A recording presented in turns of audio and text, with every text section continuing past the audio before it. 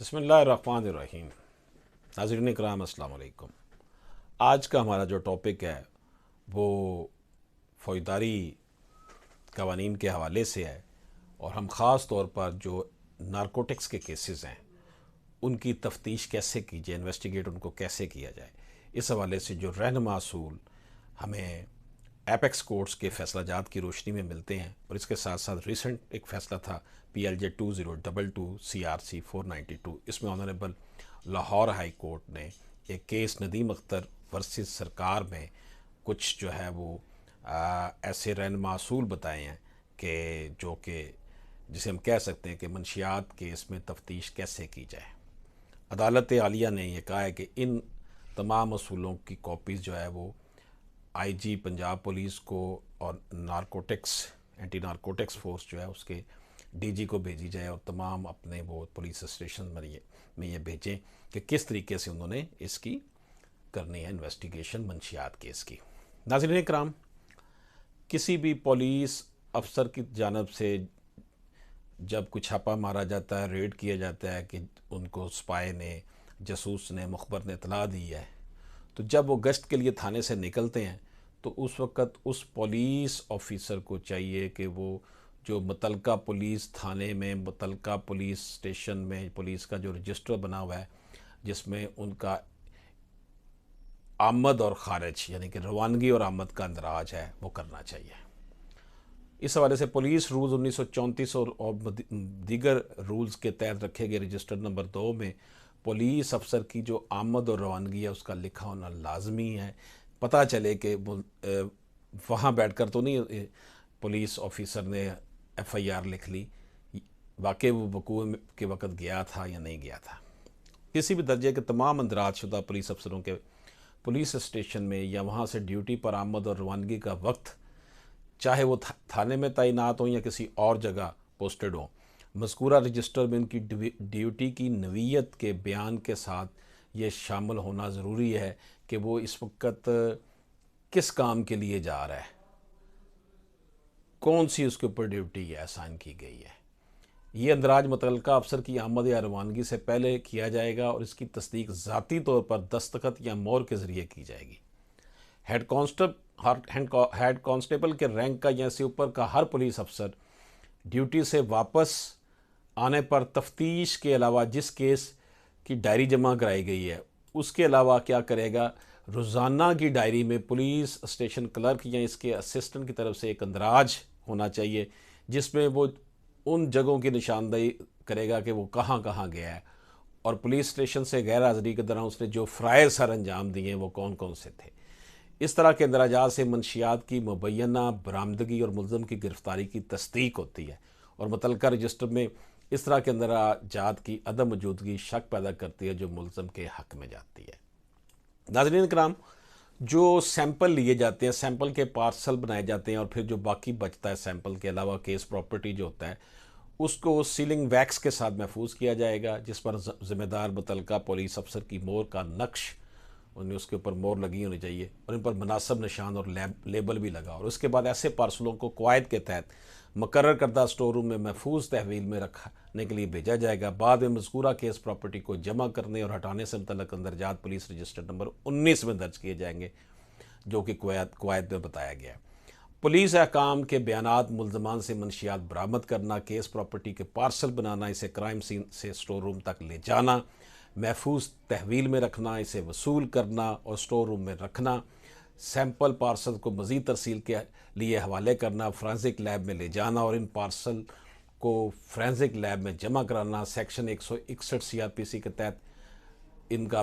बयान रिकॉर्ड किया जाना ज़रूरी है जो ये सारे काम कर रहे होते हैं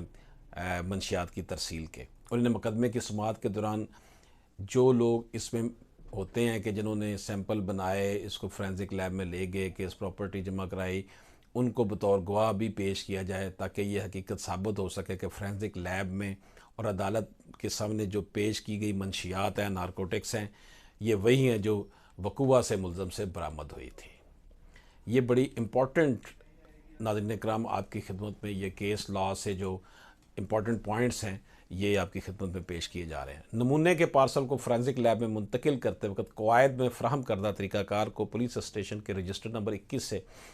रोड सर्टिफिकेट हासिल करने के लिए ज़रूरी है। जैसा कि मज़कूरा कवायद में बताया गया है, ऐसे रोड सर्टिफिकेट की कॉपी भी केस फाइल का हिस्सा बनाई जाए।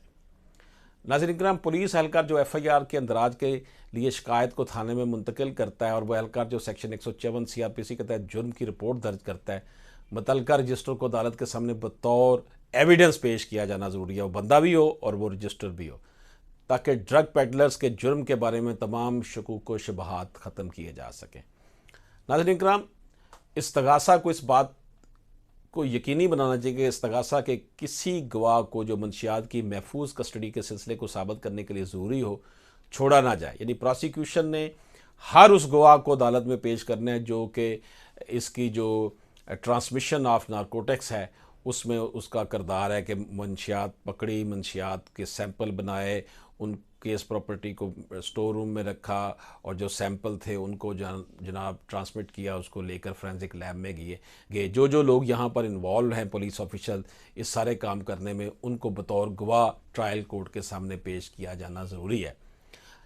नाज़रीन इकराम, इस पर लाजम है कि वो अपने फ़राइज़ सर अंजाम दें, यानी प्रोसिक्यूशन की बात हो रही है, और अपने अख्तियारात का इस्तेमाल मुनसिफाना, दयानतदारी, अवामी मफाद में मुस्तैदी के साथ करे और इंसाफ को बरकरार रखे। नाज़रीन इकराम, लाहौर हाई कोर्ट का कहना है कि हमने ये मुशाहिदा किया कि बाज़ औक़ात अहम मुजरमाना सबूत यानी कि इंक्रिमिनेटिंग मटीरियल ऑन रिकॉर्ड, जो एविडेंस होते हैं रिकॉर्ड के ऊपर, किसी मुल्ज़म के सामने पेश नहीं किया जाता, जिसका नतीजा बिलाखिर उसे बरी कर दिया जाता है।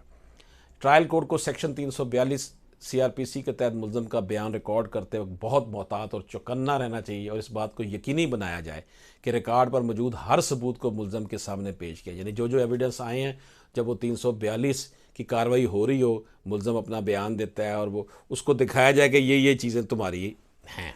जो तुम्हारे केस से मुतल्लिका हैं। नाज़रीन इकराम, ऑनरेबल हाई कोर्ट ने कहा है कि ये जो इक़दामात हमने बताए हैं, इसके अलावा पंजाब फोरेंसिक एजेंसी ने 2012 में हदायत जारी की थी कि बरामदशुदा मंशियात की तहवील का जो तरीक़ाकार है उसे दुरुस्त किया जाए, जिस पर बदकिस्मती से अमल नहीं किया जा सकता, और ये बड़ा अफसोसनाक पहलू है। अदालत का कहना है कि जब आपने सैंपल जो है उनको, जब आपने मंशियात पकड़ ली हैं, नारकोटिक्स पकड़ ली हैं, तो आपने उसके ऊपर लेबल लगाना है और उस पर लिखना है जो विक्टिम है या मुश्तबा शख्स है उसका नाम लिखना है, केस नंबर लिखना है और नमूने की किस्म लिखनी है कि इसके अंदर क्या है, नशावर क्या चीज़ है, भंग है, चर्स है, इंजेक्शन है, सिगरेट है, चर्स कैप्सूल है, फ्यून है, हीरोइन है, क्या चीज़ है। नमूने की मकदार भी लिखनी है कि कितना है इसमें। जमा करने का वक्त और तारीख, जब वो जो सैंपल होगा जो आपने लिया गया उसको कब आपने जमा करवाया फोरेंसिक के पास, जो जमा करवाने जा रहा है बंदा, अफसर, उसका नाम और ओहदा, और मोम के साथ, पिघली हुई मोम के साथ उसके ऊपर मोहर लगाई जाएगी। लाख लगा के ना उसको ऐसे करके मोहर लगा दी जाएगी, पता चले कि उसको खोला नहीं गया। पैक शुदा नमूने के साथ हवाला मोहर का नमूना ज़रूर मुंसलिक किया जाना चाहिए। नाज़रीन इकराम, जो मुतबादल के तौर पर दिए गए केस के लिए जमा किए गए जो भी नमूने हैं, उनको ऊपर भी केस नंबर लिखा होना चाहिए ताकि जब भी पेश किया जाए तो पता चल सके क्या है। नाज़रीन इकराम, फौजदारी पटिशन नंबर 1402L में Moses supreme court of Pakistan की तरफ से जारी करदा हदायत जो उसने सरकार बनाम अब्दुल हक में दी थी, उसमें कुछ SOPs 2017 में जारी किए थे सुप्रीम कोर्ट ऑफ पाकिस्तान की तरफ से कि सूबाई पुलिस ऑफिसर पंजाब की तरफ से मंशियात के मुकदमात में महफूज तहवील के सिलसिले को यकीनी बनाने की मंजूरी उन्होंने दी थी और इसे पूरे सूबे में तफ्तीशी अफसरान में फैलाया गया था, लेकिन ये एक बेसूद कोशिश साबित हुई। हमेशा की तरह इस पर अमल नहीं किया गया। हमें इस बात को बरकरार रखने में ज़रा सी भी हिचकिचाहट नहीं है, यानी कि जो सुप्रीम कोर्ट ने ऑर्डर दिया था उस पर भी अमल नहीं हुआ, ये ऑनरेबल हाई कोर्ट का कहना है। नाज़रीन किराम, महफूज तहवील जो है मंशियात के सिलसिले को यकीनी बनाने के लिए कवानीन की कसरत है, लेकिन असल चैलेंज इन कवानीन पर अमल दरामद है जो कि अफसोस के साथ मिशन इम्पॉसिबल बन गया है। ये हाई कोर्ट का कहना है जो कि हमारे फौजदारी निज़ाम इंसाफ की तारीख से अच्छी तरह झलकता है। नाज़रीन किराम, तफ्तीश हर फौजदारी मुकदमे का सबसे बड़ा हिस्सा है, इसलिए इसमें कोई भी खामी बिलाखिर मुजरमों को बरी करने की सूरत में निकलती है। फौजदारी मुकदमात में नाकस तफ्तीश को तफ्तीशी एजेंसियों के आला काम को नज़रअंदाज नहीं किया जाना चाहिए। जो इस तरह के अमल की निगरानी के ज़िम्मेदार हैं, महफूज तहवील के सिलसिले को बरकरार रखने के लिए खुद वजाहती तरीक़ाकार की मौजूदगी में इसकी अदम तामील एक मुजरमाना फेल है। यानी कि जो इसकी ट्रांसमिशन एंड सबमिशन में पुलिस एहलकार जो हैं वो नारकोटिक्स की सबमिशन और ट्रांसमिशन में गफलत करते हैं, उनको करार वाक़ई सज़ा देनी चाहिए। उनके ख़िलाफ़ महकमाना कार्रवाई भी होनी चाहिए और फ़ौजदारी निज़ाम इंसाफ के तहत भी उनके ख़िलाफ़ कार्रवाई होनी चाहिए। नाज़रीन करम, ऑनरेबल हाई कोर्ट ने कहा कि ये जो बातें हमने बताई हैं इसको हम अदालत ये ऑर्डर करती है अपने दफ्तर को, ऑफिस को, कि वो इसको आईजी पंजाब पुलिस, सूबा पुलिस, सूबाई पुलिस ऑफिसर जितने भी हैं, जो भी जिन जिन डिवीज़न यानी पूरे पंजाब के पुलिस ऑफिसर्स को ये डायरेक्शन भेजे जाएं कि इन एसओपीज़ पर अमल करें। इसके साथ साथ director general anti narcotics force को भी भेजा जाए कि जब आपने मंशियात के मामलात को डील करना है तो ये एसओपीज़ जो हैं इन पर अमल दरामद किया जाए। नाज़रीन कराम, आखिर में एक बात मैं आपको अर्ज़ करूँ, पाकिस्तान में कन्विक्शन रेट बहुत थोड़ा है, सज़ा बहुत कम होती है। मर्डर केस हो, मंशियात का केस हो, कोई भी हो, मैक्सिमम जो के है यानी जिन लोगों को पकड़े जाते हैं उनमें सज़ा 12% को है। ये भी सुप्रीम कोर्ट तक